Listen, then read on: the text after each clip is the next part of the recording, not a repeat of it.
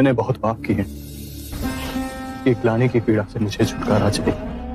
यदि ग्लानि तुम्हें दबोचे हुए है तो उसके कारण बिंदु तक पहुंचो। अजात शत्रु, जब आंखें खुली तभी सवेरा हो जाता है। स्वयं को सुरीला बनाओ। जब सुरीले हो जाओगे तो अपने अंदर धर्म का उदय पाओगे और उस धर्म से ब्राह्मण, मंत्रीगण, गृहपति सब कंपित होंगे, सब तरंगित होंगे। और जब वो धार्मिक हो जाएंगे तो सारी प्रजा धार्मिक हो जाएगी।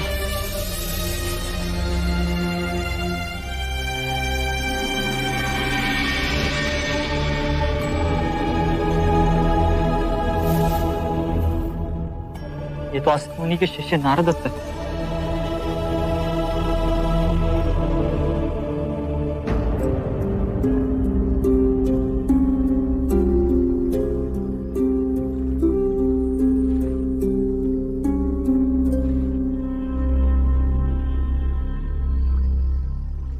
असित मुनि की भविष्यवाणी सत्य हुई।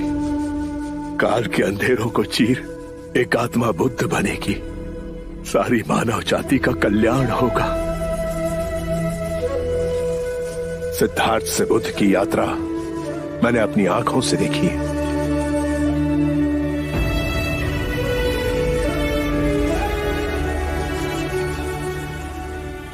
जहां जहां ये चरण पड़े वहां धरती सौभाग्यवती हुई। मानव को उबारने के लिए यह सुंदर करुणामयी पुष्प खिला। इसकी सुगंध आने वाली मानवता को बुद्ध बनने के लिए प्रेरित करेगी। इस शरीर में जो चेतना थी वो अब विलुप्त हो गई, पर इस एक दिए ने लाखों दिए जला दिए।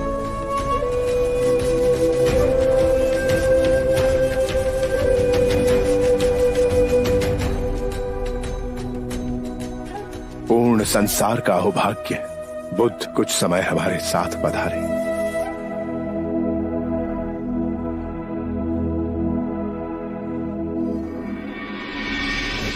जिसने कभी हाथों में तलवार नहीं उठाई, कभी कोई शस्त्र नहीं फेंका, और सबसे महान योद्धा, महापराक्रमी, विश्व विजेता हुए,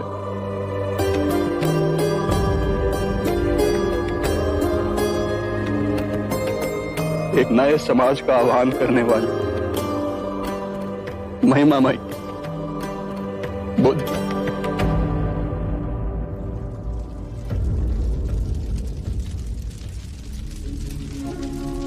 आनंद, बुद्ध को मुखाग्नि देने का समय आ गया है।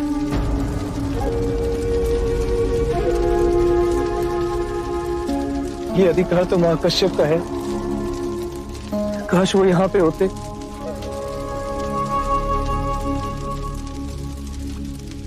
वो देखो, महाकश्यप आ गए।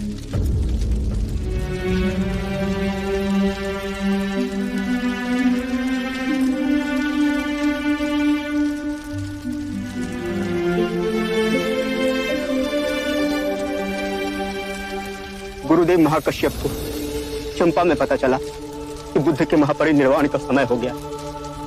6 दिन और 6 रातें बिना रुके चलते हुए यहाँ पहुंचे। बुद्ध की कृपा कि उनके दर्शन महाकश्यप और हम सबको मिले।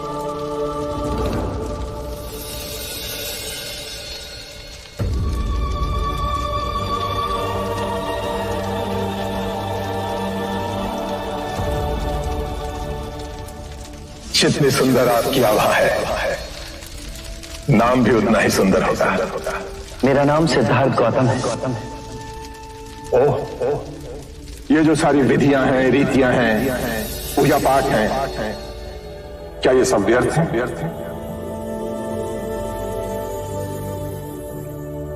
यदि कोई व्यक्ति इस नदी के दूसरे किनारे पर जाना चाहे तो वो क्या करे? यदि जल गहरा नहीं है तो वो चलकर जा सकता है, और यदि जल गहरा है तो वो नाव की सहायता से जा सकता है या स्वयं तैरकर जा सकता है।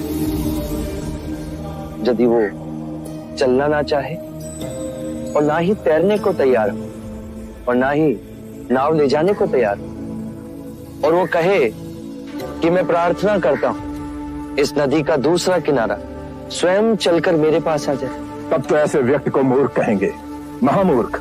इसी प्रकार यदि व्यक्ति अज्ञान और भ्रांति को अपने विवेक से मिटाएगा नहीं तो परम आनंद और मुक्ति के दूसरे छोर पे कैसे पहुंच पाएगा? चाहे वो पूजा करे या अनुष्ठान या व्रत करे या किसी नीति पर चले, वो इस किनारे ही रहेगा।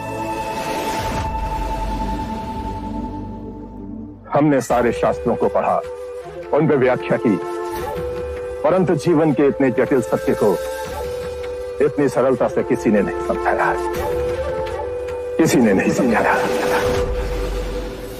आप इस भटकती मानवता को परम ज्ञान का मार्ग दिखाएंगे। आप करुणा के सागर हो। हे बुद्ध, आप हमें अपना अनुयायी स्वीकार करें।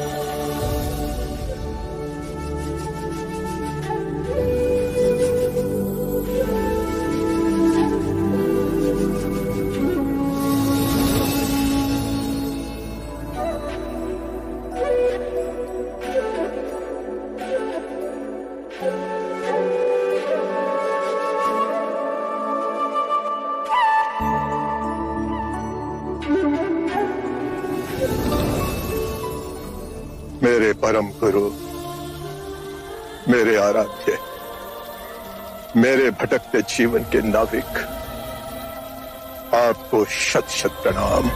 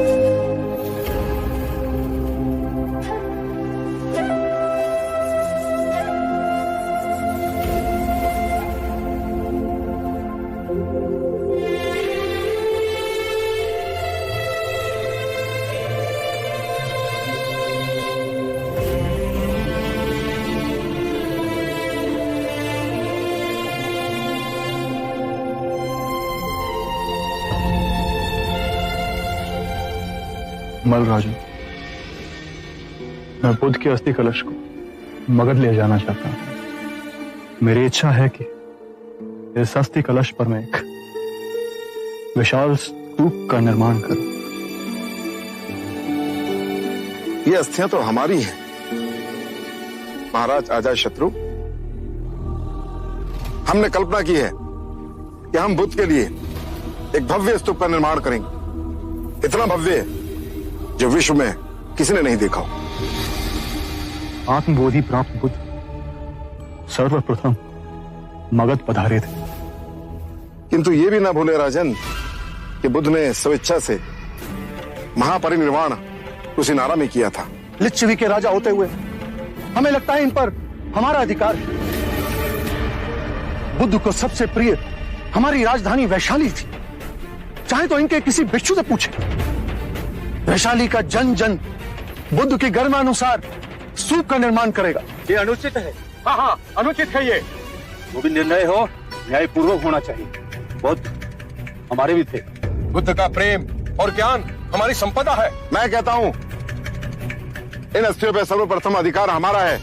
बुद्ध क्षत्रिय थे और हम भी क्षत्रिय हैं, इसलिए सर्वप्रथम हमारा अधिकार है। ये कौन सी बात हुई?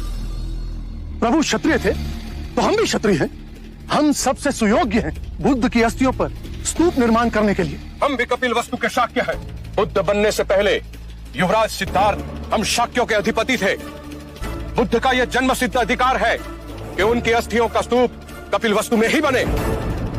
हम बलिया के राजा हैं, इसलिए ये अधिकार हमारा भी बनता है। और कोयला वाले के हाथ पे हाथ धरे रहेंगे। बुद्ध जन्म से क्षत्रिय भले ही हो, लेकिन ब्रह्म ज्ञान की जिस अवस्था तक वे पहुँचे हैं, उसके पश्चात वे हम ब्राह्मणों में सम्मिलित हो गए। हम विद्यादीप के ब्राह्मण ही सबसे अधिक उनकी पूजा अर्चना करने के योग्य हैं। तो स्तूप बनाने का अधिकार भी हमें ही मिलना चाहिए। ठहरिए, इस बात का एक ही निवारण है। प्रभु ने जहां अपना शरीर त्यागा वो स्थान बुद्ध का हुआ। स्तूप बनेगा तो यही बनेगा। हम इस तरह बलपूर्वक आप सबको इनकी अस्थियां ले जाने नहीं देंगे, अन्यथा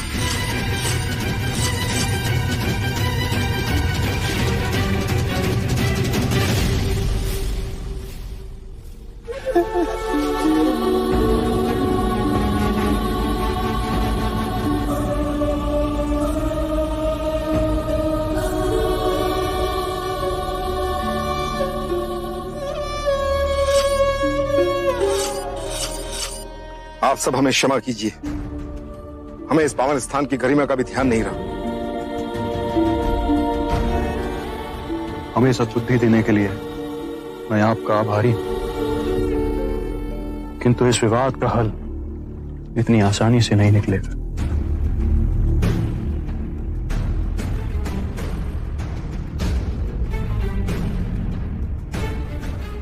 मल्लराज, इस विवाद को सुलझाने का एक उपाय है मेरे पास। अगर आप सब लोग सुने तो। आप हैं कौन जो हम आपकी बातें सुने? मैं तो मात्र एक ब्राह्मण हूं राजा। मैं तो बुद्ध का अनुयायी भी नहीं बना, परंतु मेरे अंतःकरण में बुद्ध के प्रति असीम श्रद्धा है, प्रगाढ़ भक्ति है। जैसे दूर अकेले में बहती कोई प्रेम की धारा स्वतः अपने आप सागर से मिल जाती है, वैसे ही बुद्ध के प्रति मेरा प्रेम निश्चय ही उनके निर्मल मन तक पहुंचा होगा। ये हमारे आदरणीय हैं, द्रोण नाम है इनका।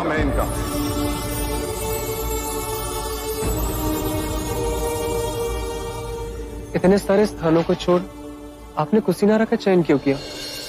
एक अंतिम भिक्षु को दीक्षा देनी, और ब्राह्मण द्रोण भी यहां रहते हैं। वो हर उठे हुए विवाद को सुलझाएंगे। मुझे स्पष्ट कर कहिए बुद्ध। आने वाला समय सब स्पष्ट कर देगा। क्या हुआ ना? बुद्ध ने समय से आगे जा कहां कहां तक देखा। बुद्ध की कही एक एक बात सत्य हुई। कहिए द्रोण, हम सबको इस परिस्थिति से निकालने के लिए तुम्हारे पास क्या सुझाव? राजन, बुद्ध ने तो सदैव शांति और स्नेहशीलता का संदेश दिया है। ऐसे विशाल व्यक्तित्व के अस्थियों के लिए आप लोग इस प्रकार से आपस में कलह करें, यह उचित तो नहीं है। अभी तो उनकी चिता की राख ठंडी भी नहीं हुई है और आप लोग इस प्रकार का इस पवित्र भूमि पर विवाद कर रहे हैं। राजन, आप सब लोग इस देश के 8 बलशाली राजा हैं। मेरी प्रार्थना है कि इस समस्या का निदान आप लोग बुद्ध के दिखाए मार्ग के अनुसार ही करें। मेरा विचार है कि आप 8 राजा बुद्ध की अस्थियों को 8 भागों में बांटें। मल्ल राजा, मगध नरेश, वैशाली के राजा, कपिलवस्तु के राजा, पावा के राजा, अलकप्पा के राजा, रामगामा के राजा, पिथादीप के राजा, आप सब बुद्ध के लिए एक नहीं, अपने अपने स्थानों पर अलग अलग 8 स्तूपों का निर्माण कीजिए। 8 भव्य स्तूप जो बुद्ध की वाणी और उनकी स्मृति को समस्त संसार में व्याप्त कर दें। उचित निवारण किया आपने। द्रोण, इस समस्या को सुलझाने के फलस्वरूप आप भी बुद्ध की अस्थियों का एक भाग ग्रहण करें। मैं अनुग्रहित हुआ महाराज।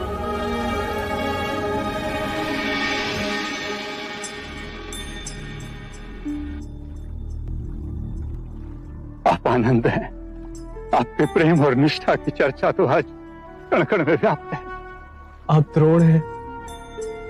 आप आएंगे इसकी सूचना पहले ही बुद्ध से मिली थी। मैं ही अज्ञानी समझ ना सका। लाई, यह अस्थि कलश हमें दे दीजिए। हम इसे 9 भागों में बांटें। राजगृह में मगध के राजा इस पर स्तूप बनाएंगे। वैशाली में लिच्छवी नरेश स्तूप का निर्माण करेंगे। कपिलवस्तु में शक के राजा इस पर स्तूप बनाएंगे। अलकप्पा में बलिया के राजा स्तूप बनाएंगे। रामगामा में कोलीय राजा स्तूप बनाएंगे। पिथादीप में पिथा जनमानस स्तूप का निर्माण करेंगे। मल्ल राजा कुशीनारा और पावा में स्तूप बनाएंगे।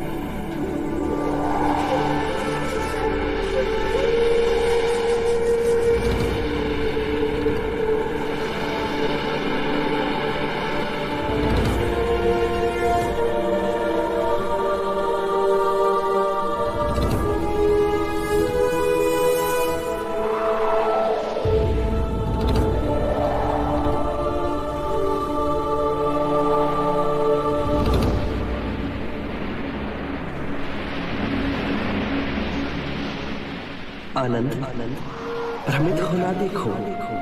बुद्ध हर स्थान पे है। इस पत्ते में, नदी के इस बहाव में, इन सूर्य की किरणों में, तुम्हें छूती वायु मेरा आशीर्वाद ही तो है। आनंद, मैं इस मिट्टी में भी बसा हूं।